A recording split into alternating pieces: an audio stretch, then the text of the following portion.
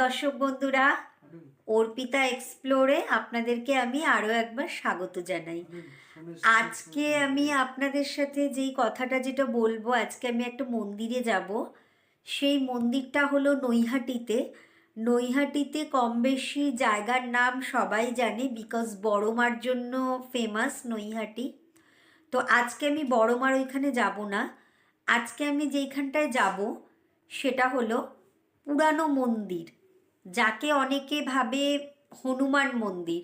নৈহাটিতে বহু পুরনো, বহু যুগ পুরনো এই মন্দির এখন নতুন করে সংস্কার করা হয়েছে। এই মন্দিরটা হলো নৈহাটি মাদ্রালে অবস্থিত, যেটা নৈহাটি স্টেশন থেকে বেরিয়ে অটো ধরে বলতে লাগবে যে নৈহাটি পুরনো মন্দির অথবা মাদ্রাল হনুমান মন্দির যাব। তো মন্দিরটার বিশেষ কিছু ইতিহাস আছে, সেটা আমি আপনাদেরকে যেতে যেতে বলবো।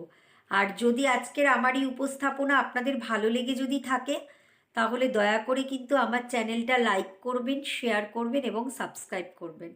আপনাদের একটা লাইক, একটা শেয়ার, একটা সাবস্ক্রাইবার, একটা কমেন্ট কিন্তু আমাকে আগামী দিনের জন্য ভিডিও করার জন্য কিন্তু ইন্সপায়ার করে। তো চলুন যেতে যেতে আমরা দেখে নিই।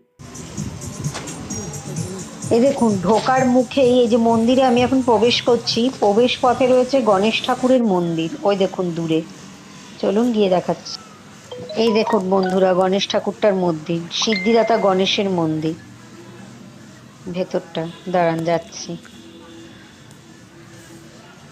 বাহ, খুব সুন্দর। গণপতি বাপ্পা মোরিয়া, মঙ্গল মূর্তি মোরিয়া। ওপরটা একটা চোঙের মতো, ভালো লাগছে। এইবার আপনারা দেখতে পাচ্ছেন মেন, এই দেখুন বজরংবলী। দেখেছেন, সব জায়গায় কিন্তু আপনারা এই বজরংবলীকে দেখবেন দাঁড়িয়ে আছে অথবা বসে আছে, কিন্তু এইখানে বজরংবলী হলো শুয়ে আছে। এই যে জায়গাটা দেখতে পাচ্ছেন, এখান দিয়ে নিচে নামতে লাগবে, নিচে নেবে তারপরে বজরংবলীকে পুজো দিতে হবে। আর বজরংবলী যেহেতু সাত্ত্বিক ব্রহ্মচারী, তাকে কিন্তু কখনোই কিন্তু কোনো মহিলা কিন্তু স্পর্শ করতে পারে না। ছেলেরাই কিন্তু তাকে স্পর্শ করে পুজো দেয়। কোনো মহিলা বজরংবলীকে এখানে স্পর্শ করতে পারে না। এই বজরংবলী এখানে কেন শোয়া, তার কিন্তু একটা বিরাট কিন্তু একটা কারণ আছে। সেই কারণটা হলো, কথিত আছে যে যখন লক্ষ্মণকে যখন মেরে ফেলেছিল রাবণ, তখন লক্ষ্মণকে বাঁচানোর জন্য সঞ্জীবনী বুটি লাগতো। তখন করেছিল বজরংবলী, পাহাড় যখন নিয়ে আসছিল হাতে করে, কথিত আছে যে এখানে বজরংবলী একটু বিশ্রাম নিয়েছিল। যেহেতু শুয়েছিল, তার জন্য কিন্তু এখানে কিন্তু শোয়া মূর্তি কিন্তু আছে। এটা এখন নতুন করে সংস্কার করা হয়েছে ঠিকই, কিন্তু আজ থেকে কোটি কোটি যুগ বছর আগে এই মন্দিরটার নাম ছিল আগে পুরনো মন্দির।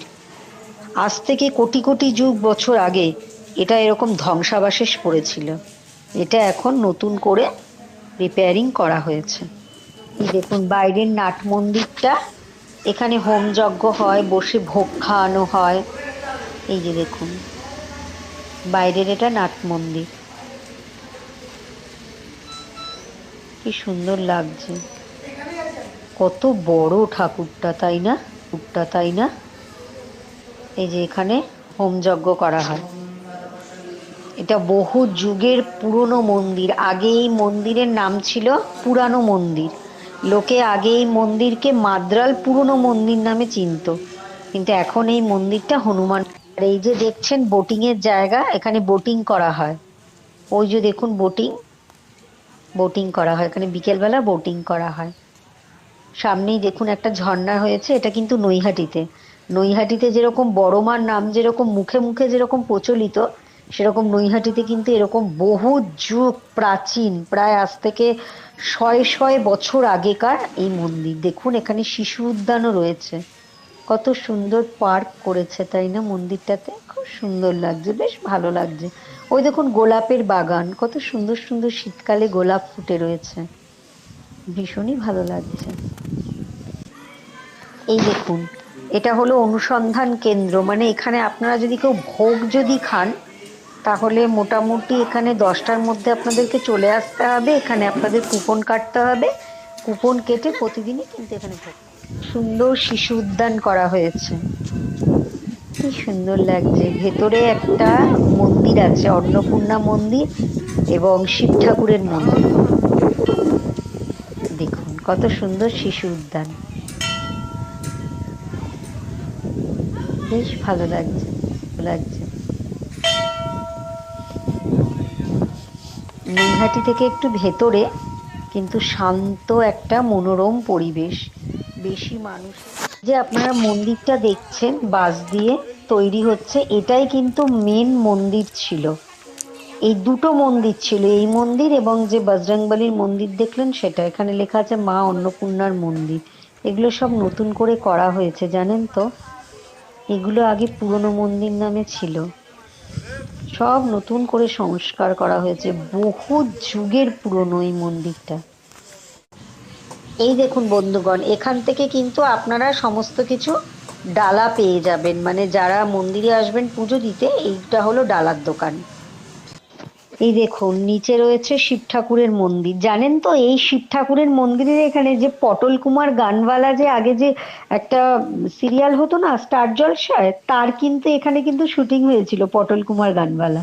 আমি জানি না এই পটল কুমার গানওয়ালা কে কে দেখতেন, কিন্তু স্টার জলসায় আগে একটা সিরিয়াল আসতো পটল কুমার গানওয়ালা, তার শুটিং কিন্তু এই মন্দিরটাতেই হয়েছিল।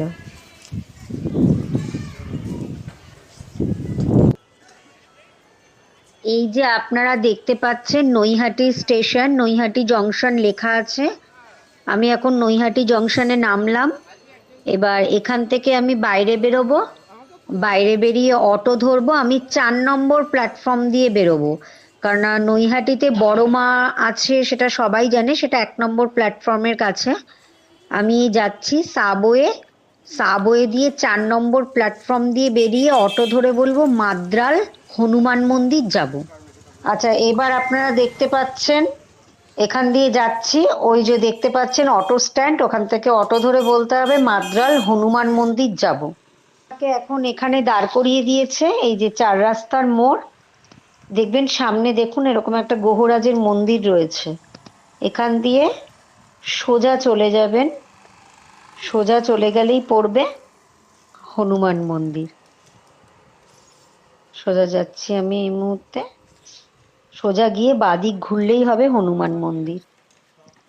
আপনাদের দর্শক বন্ধুরা একটা কথা বলবো, যদি আমার আজকের এই উপস্থাপনা আপনাদের ভালো লেগে থাকে, তাহলে দয়া করে কিন্তু আমার এই চ্যানেলটা লাইক, শেয়ার এবং সাবস্ক্রাইব করবেন। কারণ আপনাদের লাইক, শেয়ার, সাবস্ক্রাইবার কিন্তু আমাকে কিন্তু আগামী দিনের ভিডিও করার জন্য কিন্তু ইন্সপায়ার করবে। তো তার জন্য আমার